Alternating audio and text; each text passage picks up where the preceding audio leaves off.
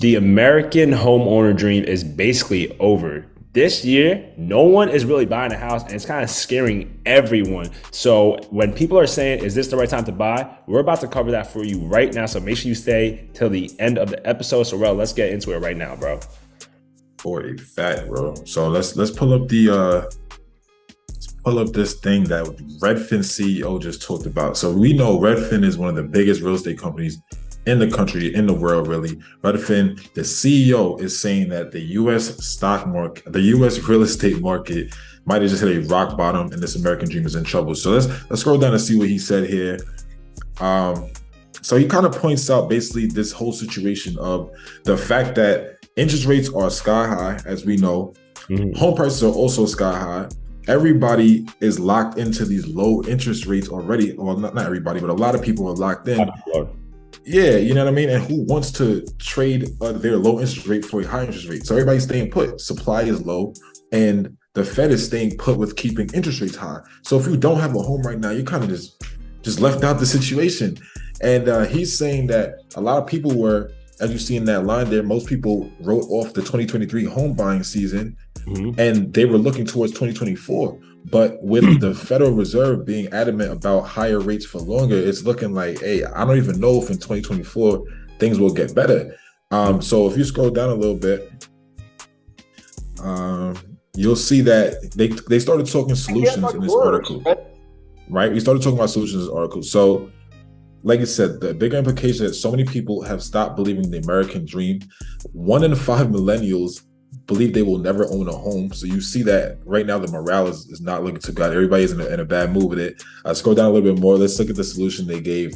So real estate companies like Zillow are attempting to attract more home buyers into the marketplace by launching a 1% down payment program to help buyers out. So that's great. But then Jackie DeAngelis, she said, for example, that could be a recipe for disaster.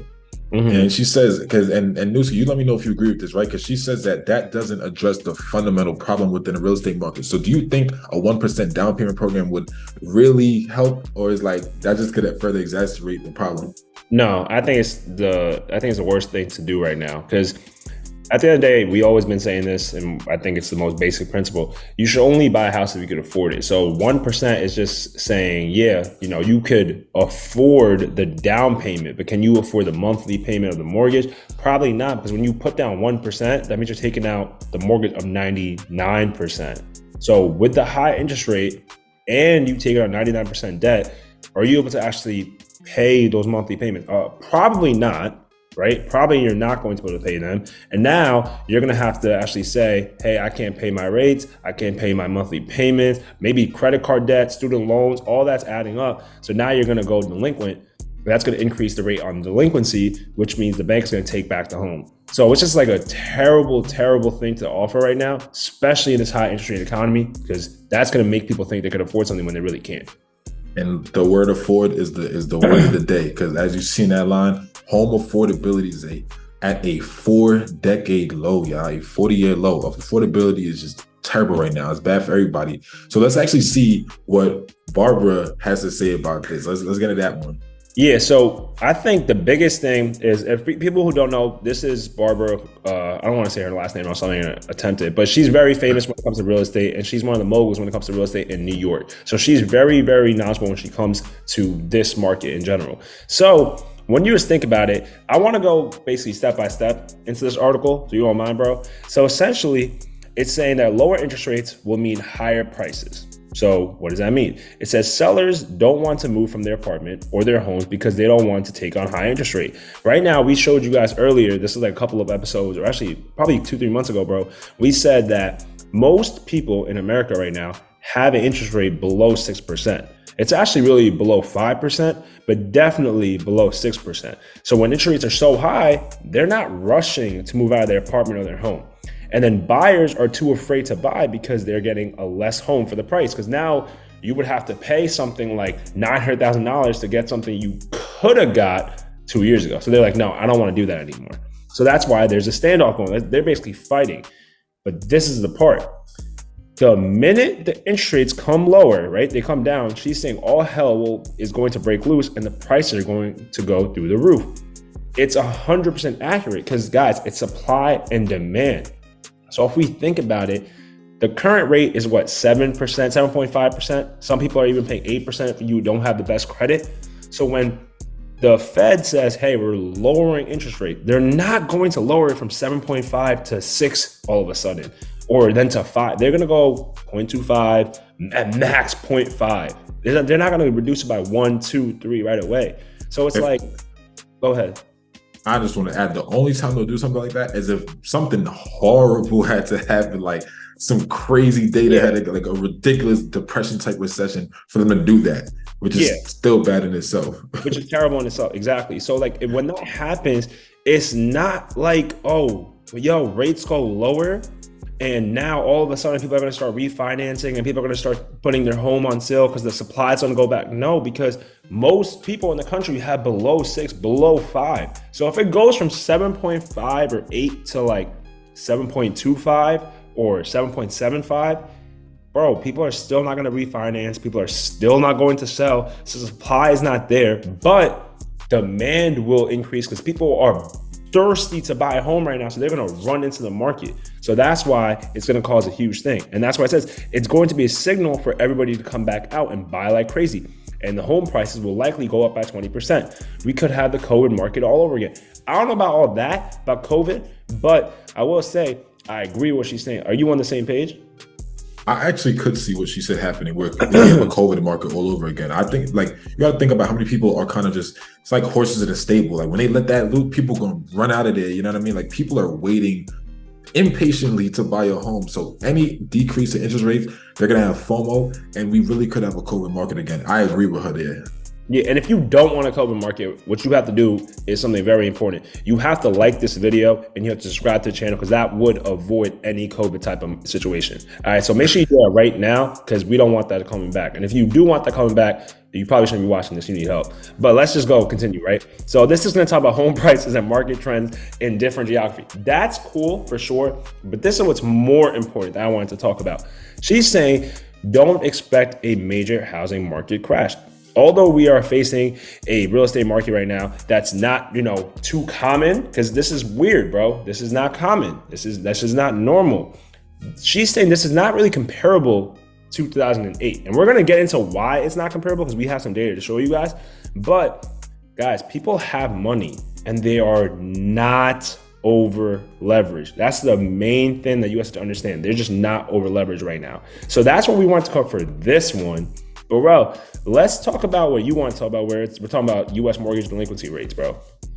Yeah, bro. So as you see, U.S. mortgage delinquency rates fall to an all-time low. This article came out the day before my birthday, August 10th. So right there, as you see, in the second quarter, delinquency rates fell to a record low. Why? Because there's such a strong job market and low rates prevailing on most home loans, despite the big jump in mortgage rates over the last 2 years. So the rate, right, the delinquency rates fell to 3.37% at the end of the second quarter. And that is the lowest delinquency rate since the Mortgage Bankers Association started collecting data in 1979. So since 1979, that's the lowest. So it's like, we were talking about 08 and everything. And when that market was going on, there was a lot of delinquencies and a whole lot of foreclosures. But you see, in our market here, home prices have skyrocketed like this. Mortgage payments have skyrocketed like this, but people are not necessarily delinquent. It's like they're able to handle it due to that job market and other things. So, people are looking for delinquency rates to pick up because of how the Federal Reserve has handled monetary policy, but it's just not happening, at least not yet. That definitely has not cracked yet, and it's not even looking weak in the first place. And people have money, bro. People have a lot of money saved up because remember, they were not paying for student loans for the last 2-3 years at this point.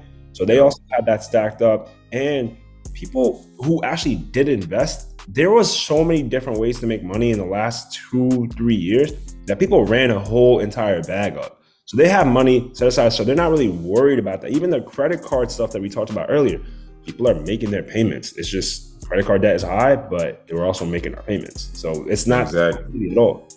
Not exactly, bro. And as you see there, it says real estate brokers estimated in June that more than 8 in 10 loans outstanding had rates below 5% at the end of 2022. So I know Newski mentioned that earlier. So that's 8 in 10 loans were below 5%. And the most recent, that's well below the most recent rates that we see of like about 7%, right? And more than 6 in 10 pay 4% or less. Yeah, and that's what the crazy part is. Like I didn't know the exact one, but I said 70% is most likely less than 6. So yeah, 80% is really less than 5. That's insane. That's nuts, bro. That's nuts. And it's like no one is trying to lose that for real. And ultimately, it says like the delinquency rates on loans for low income and first time home buyers backed by the FHA, excuse me, that edges up 10 basis points annually. So there has been a slight uptick, but it's nowhere near concerning ultimately, right? So right now, as you see through this article, because you might be betting on, hey, well, you know what, it's going to crack. People can't afford it, so it's going to crack sooner or later. Well, I ain't gonna lie, y'all, people who's waiting for that, it's not looking too hot, and the data is right there for you. And just to point out, the FHA, a lot of people who do the first time home buying program, the program that lets people pay down 3.5, notice how that is going up. Not regular people who put down like, 5, 10, 15, 20, the regular 3.5, because they got in probably thinking they can afford something when they cannot. And does that not sound similar to this whole 1% program that we just talked about? It sounds pretty damn similar to me, because now you're getting in a lower interest rate, but you're taking on more debt, which you really can't afford to take on. Yeah. So that's why there's a common theme there. And that's why we think it's a recipe for disaster. This is the most crazy part now that I think is really going to open your eyes. So let's just think about this, right? This right here is showing you the 30-year fixed rate mortgage in the country. And this is going back to like the 1970s. So just look at this, right? In this time period, so this like little gray thing that you see is really that crash that everyone talks about, the real estate crash. So just look at it. It's like what, 6%, bro? That yes. 6.07, and it's like hovering around 6 point, same thing, and then it goes down to like 4, et cetera, et cetera. So it's relatively normal, right? There's nothing crazy about this rate, but guess what? People were not actually able to afford this. That was the main thing. Keep in mind, that's where people were saying, I can't afford my homes anymore. People were buying homes, but they couldn't afford it. So now it's like, that's where they had to claim delinquency. That's where they had to claim bankruptcy. And now all of a sudden they decided to lower interest rates. And now look at us right here. This is us. This is our time period. We're at a 7.19 right now, and we're perfectly fine. There's not an issue with anyone saying they can't afford a home. And how do we know this? Because look at the theme here. Afford a mortgage. Yeah. So this is showing delinquency rate on a single family residential mortgage. So just look at this. In 2008, this was actually going up. People were saying, I can't afford anything at all when it comes to mortgages, but the rate was going down. Isn't that weird? Like the rates are going down and people are saying delinquency is going up, right? But now look at this. We're actually at a high for a fixed rate. Like this is pretty high compared to what we've seen in the last 20 years. But people are actually fine. They're saying we can afford everything. It's not a problem. Yep. So that's why I thought was very interesting, because it's completely inverse. People are paying and able to afford the higher interest rates. And that's the most crazy part about this whole time period, because this is not something that we've seen.